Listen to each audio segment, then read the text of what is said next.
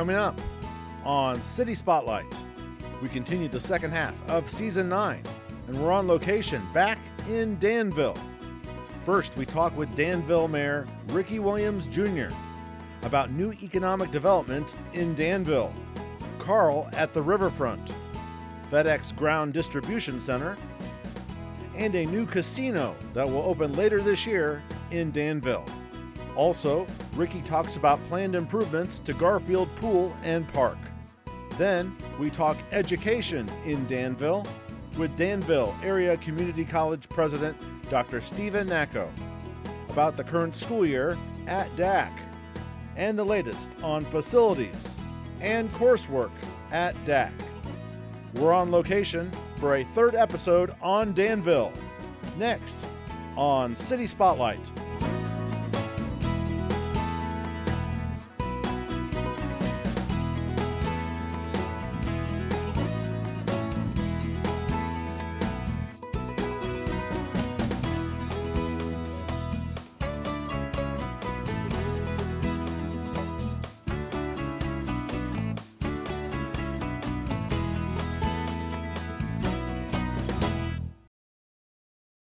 City Spotlight is supported by Consolidated Communications. CCI is honored to salute the cities and their leaders in the area, as well as providing TV, internet, and phone service to local homes and businesses.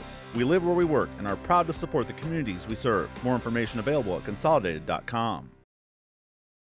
Hello and welcome to another edition of City Spotlight. As you can see, we are on location and we are back for a third time to Danville, and we are taping here at City Hall. On to my right, we welcome back to the program the Mayor of Danville, Rickey Williams Jr. Rickey, great to have you on a second time. Thank you. I appreciate being here and having the opportunity to share with folks about the city of Danville. Fantastic. We are taping here near the end of February 2023. Apologize for taking so long to get back to you, Rickey. We taped with Rickey pre-COVID-19 pandemic in the summer of 2019. I want to get a quick question about the pandemic, and it's been 3 years since the pandemic started. What have you seen as the overall impact of it, Danville, now 3 years later? Unfortunately, we in Vermilion County did lose some people. In fact, I lost one of my uncles to COVID. Sorry. So it was very hard. However, what I'll tell you about people of Danville and Vermilion County is we're resilient, and actually we came through COVID swinging. And I think actually on the other end, instead of just surviving, we actually are starting to thrive again. And I'm really proud of all of our people, our business owners, the way that they rallied together and around each other to support each other during such trying times. I'm also proud of the balance that we took in Danville between public safety and also support for folks' livelihood. Fantastic. I'm excited to be here with Rickey. I contacted him about possibly taping, and he told me so many things that we had talked about previously 3.5 years ago are happening now, so I guess lucky me, good timing. Perfect timing. There was something that Rickey talked about last time we talked in the summer of 2019. He said, I couldn't officially tell you, but it's going to be official. Well, I know what it is now, and it is the Carl at the riverfront. And Rickey, it is a beautiful structure. Oh my, it's amazing. You know, I live right across the street, and my doctor is actually a Carl physician, and so I've jokingly said to everyone, look, if I get sick now, I can literally crawl across the street in my robe, right? But it's just incredible watching that go from a dilapidated, rundown neighborhood to an $85 million campus is just incredible. So being able to have a state-of-the-art medical facility with all of the services in one place is huge. And we also are really glad that Carl added Christie Clinic in a building on the south of their campus so that there are even more options for our people in one place, healthcare options. Absolutely. It's not too far from downtown City Hall. That's right. You already have a plethora of medical in this community. Another addition to the community. Wow. What I love is that they've been adding back some specialties, right? So there were a lot of things. For example, in 2011, it was discovered that I had a tumor on my adrenal gland. We did not have the capacity to do MRIs here at that time. Okay. We have now a state-of-the-art MRI facility at this facility. Wow. And so people will no longer have to travel to Champaign to get that done. That means folks are staying here when they're ill, you know, which is great because then they don't have to travel, they're not so tired, and they don't have to waste time and money traveling, you know. Folks that are in proximity closer to Danville than, say, the Carl facility, say, in Champaign County. So that is a major addition for those locally. Very good. Absolutely. to the east side of town. I know we talked with Rickey in our first time, was a grand overview of Danville, and we talked about the things in the industrial park on the east side of Danville. And again, like the Carl at the Riverfront, opened up just days, week or so before we're taping here, and officially opened on February 3rd, a FedEx ground distribution center. Wow. So excited. I think what I'm most proud, one of the things I'm most proud of about where we've been the last couple of years is that we have folks investing everything from mom and pop shops in downtown and throughout the city to Fortune 500 companies like FedEx. But with FedEx alone, we're going to have close to 150 new jobs. Wow. And over the last 4 years, we will have a total of over 600 new jobs in Danville. Fantastic. We'll come back to the east side of town in just a second, but opened up, we're taping here on February 24th, beginning of this week that we're taping here. You have a downtown business that opened up, and you said looks very cool. Sara Lee's Healing Mountain Crystals. Here's the thing. I am a rock guy. My best okay. friend is a rock girl, and I've made my nephews rock guys too. They are 6, 8, and 10. So wow. This place is just like rock heaven. They have almost any kind of gem that you can think of, but they have not only that, they have cool jewelry and cool art. They also have a small selection of antiques. They have some really cool plants and pottery at this little shop as well. And that's one of the things that's been really cool in downtown. All these new boutique entities that have opened up lately. We have a toy store downtown for the first time again since I was a kid. Wow. That just opened up there within the last 6 months. Downtown is booming. He's talking about North Vermilion right here near City Hall. Fantastic. What is your favorite color of rock? Oh, gosh. Putting you on the spot. My oldest son likes rocks too. So many, but probably purple. I love the hues of purple that you can get. That's My birthday is in February, so I'm amethyst. You know, that's my gemstone. So. Okay. All right. Very good. Let's go back to the east and casino coming to Danville. This is pretty interesting. This has been huge. You know, we first moved to Danville when I was 8 years old, and I'm not going to say how I am now, but that was decades ago. Right. And I heard people talking about this riverboat that was supposed to come to town. Okay. So it's changed, obviously, the style over the years, but this has been something decades in the making, so I'm really proud to help bring this project to fruition. Lots of people did the work to make it happen, but I brought home a great host community agreement for Danville. And we're taping again here at the end of February. That is on the verge of opening? Yes, we anticipate that by the end of April, we will be having a grand opening. That's over on the east side of Danville, I believe, located on Eastgate Drive. That is correct, just off of Lynch Road. Got to ask you a follow-up. What does a casino? What impact does that have on Danville? Is it all monetary, or is it? No, over 300 new jobs. Wow. A state-of-the-art steakhouse, Salt Grouse, that people have been begging for in Danville. Another restaurant and cafeteria. It also brings with it a lot of economic investment. Probably, I would say, total as much as $7 or $8 million a year in additional revenue that we'll see, which is probably about a 12 to 13% increase in revenue. We will be using that to help pay down our underfunded police and fire pensions. And location, it's relatively off the interstate. Right off the interstate. So we're counting on getting a lot of folks from Indiana and other places, maybe even people who are just traveling through who need a little break. If it was a mile further east, it would be in Indiana, right? That is correct. Actually, maybe even a half a mile. Very good.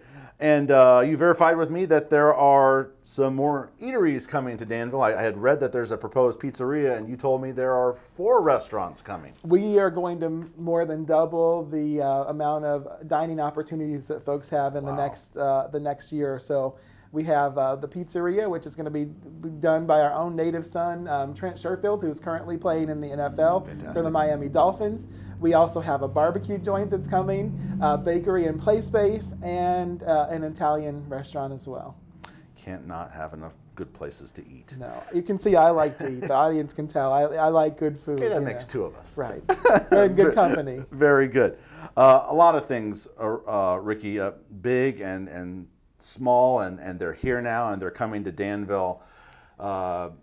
You're near the end of your first full term as mayor, and you're a native of Danville.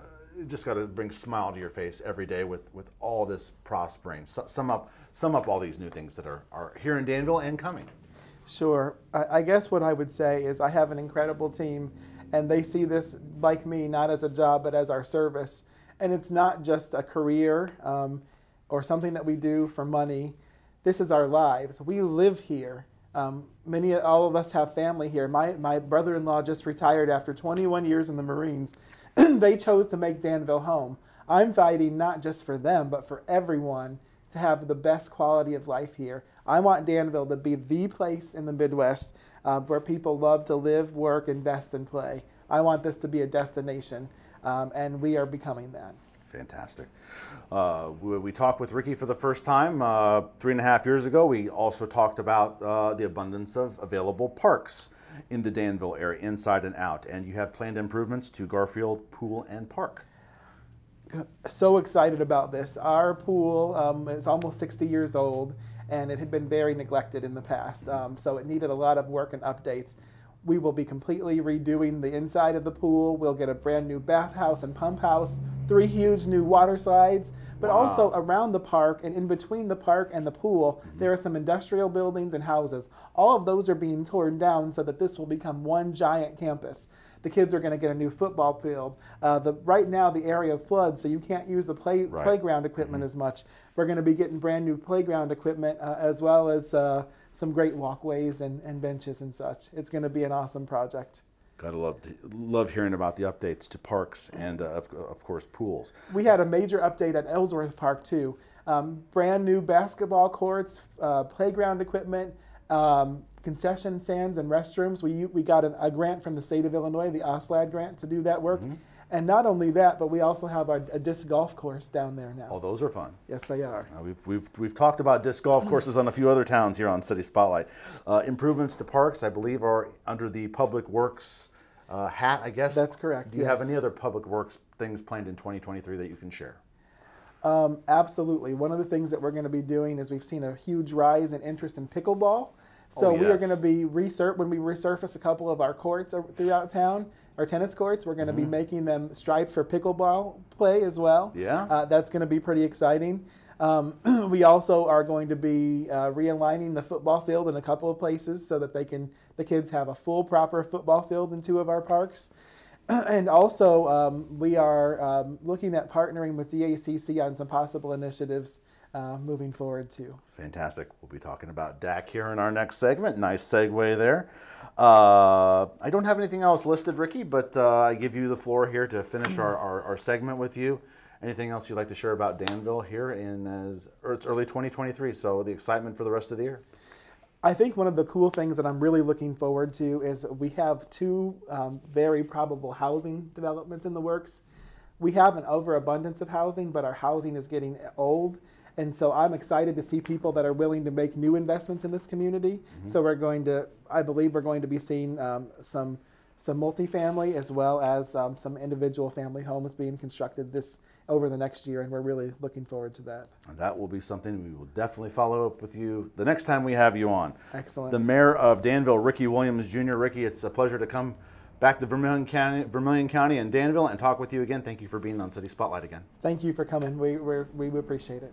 Thank you very much. Coming up next year on City Spotlight, we'll change locations and head over to Danville Area Community College and talk with DAAC President Dr. Stephen Nacco. But first, let's take a look at some of the upcoming activities going on in Danville.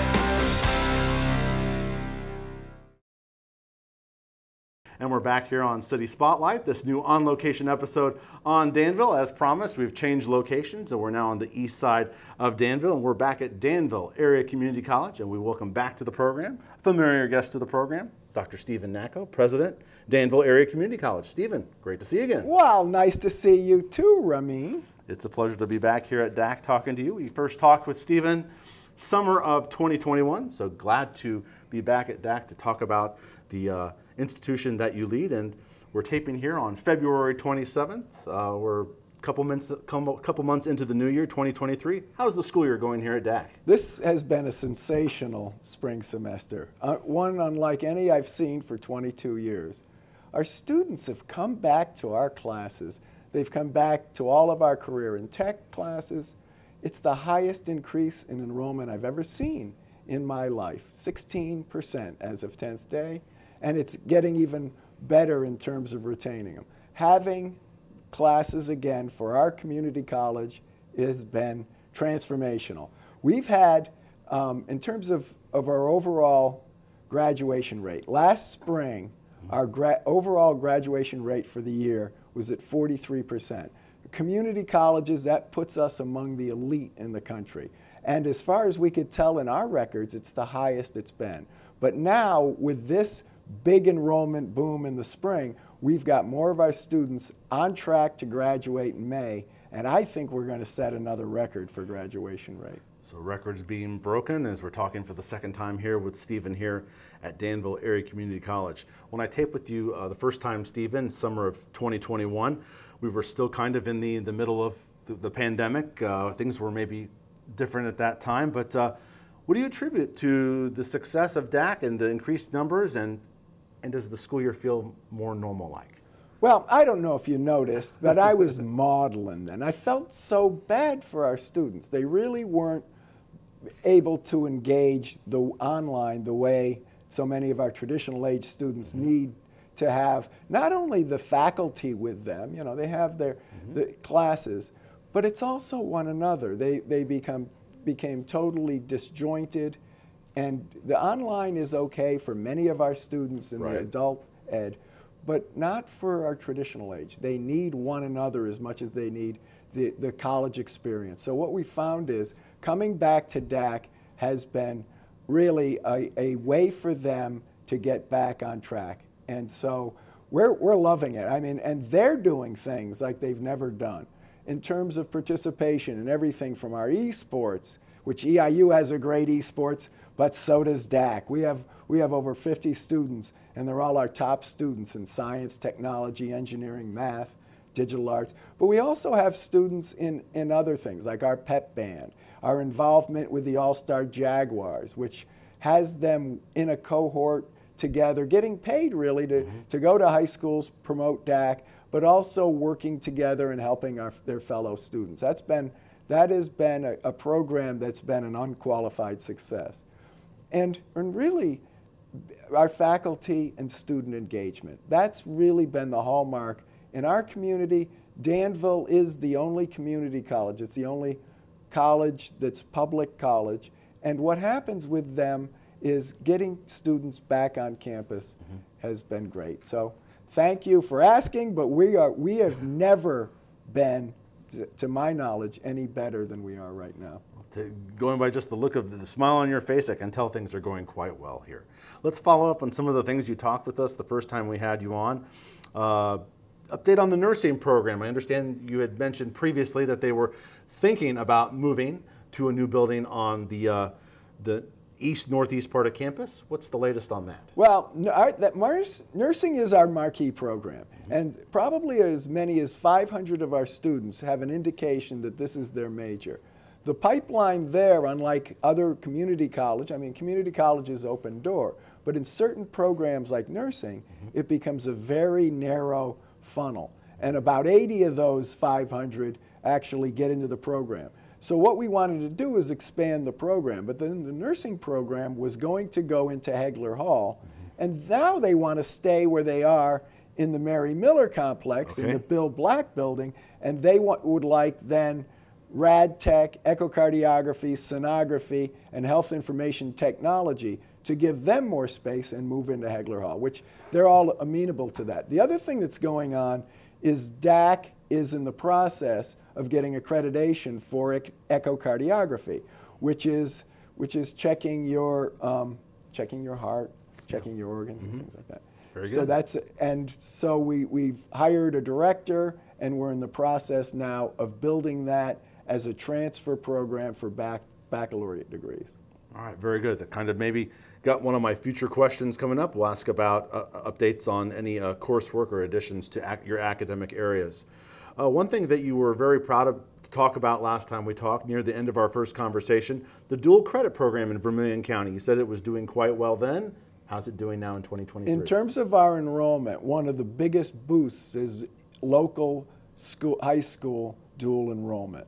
And out of the 16%, much of that is coming from dual enrollment. More and more the local school districts have figured out that AP is a joke. I mean, it's a dead end for too many of the students, where dual credit gives every student an opportunity to earn college credits without a test at the end.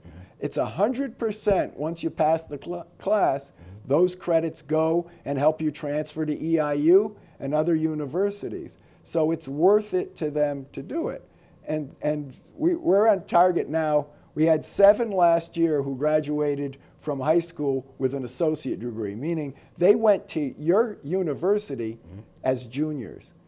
We have 40 of them who have a year of college under their belt when they graduated high school.